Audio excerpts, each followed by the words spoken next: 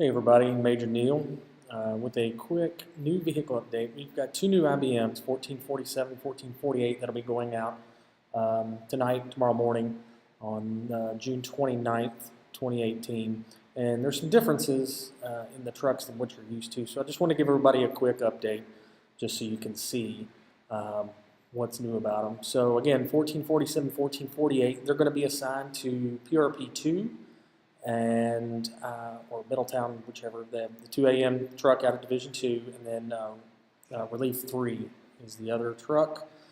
So the MDTs are mounted a little bit differently, and I'll show you some pictures just to kind of walk you through.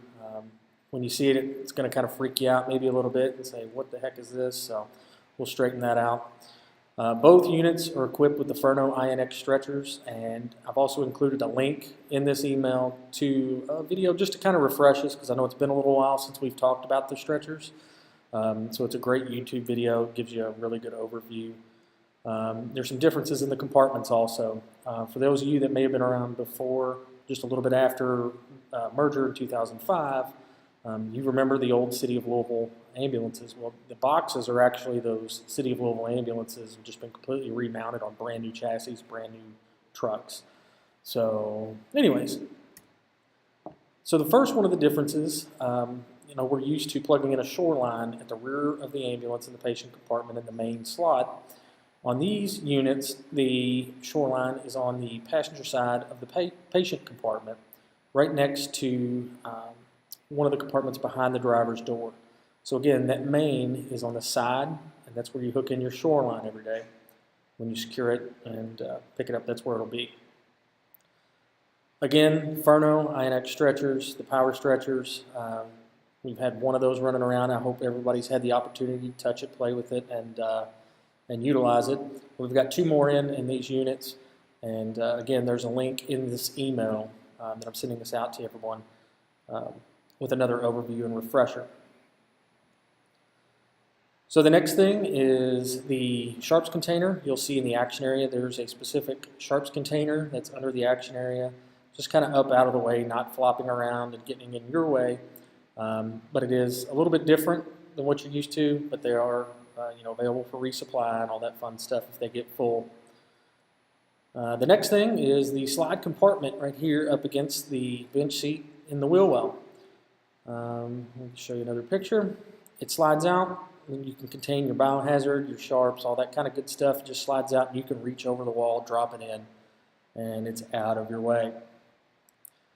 So the big difference with the new trucks is the way the MDT is mounted. As you'll see, these are G-Techs. So they're mounted on a piston, basically, that can be moved, and I'll show you how to move it in just a second. But it is mounted in a way that the screen is facing away and towards you in the upright area, which causes a little bit of issue, but I'll show you how to work through it. The reason it's mounted this way is not only is it a little bit more sturdy and independent, you don't have that big post in the middle, but most importantly, it's in a way that doesn't decrease visibility for the driver through the windshield and the passenger seat windshield or window. While you're driving, you got the MDT up, so it's down, out of the way, and not in your line of sight. Okay, so when you turn the computer on, obviously everyone knows the log on screen, Control-Alt-Delete. Well, if you think about that, with the screen turned around, what does that mean? You're going to see that screen first. What are you going to have to do? So you're going to have to open up the screen, and the keyboard is upside down. Fear not. All you have to do is click Control-Alt-Delete and spin the screen right back around to where you can hit OK. When you hit OK, it will take you to this screen, the username and password. If there's not a username and password, or EPCR number on the G-Tech, you can use a generic EPCR 0102 login with EPCR user 0102. But the key to that is, right down there at the bottom left side, there's a keyboard button. And when you tap that, the touchscreen keyboard comes up. When you have that touchscreen keyboard, you can pop in all your information, log in, and once you're logged in, you don't need the keyboard again. You can open up MPS, log in the same way. There's a keyboard button as soon as you touch one of the fields in MPS. A keyboard button will highlight. You just click it, and it'll give you a full keyboard so you can log in appropriately. All right, so the last thing is with the dock.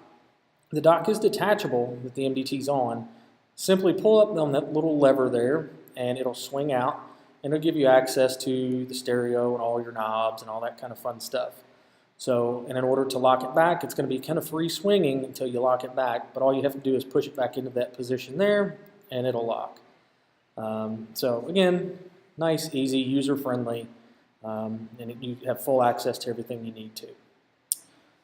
So that should be about it. If you have any questions regarding the changes, feel free to contact myself, one of your on-duty operations officers, or if you're there during business hours and have questions, Fleet Services is always available to answer any questions as well. I hope you like this kind of medium of getting information out. We're going to try to do a few more things like this, so we're not taking up time at end service or flooding your inbox with emails. So anyways, thank you all for everything you do, and stay safe out there.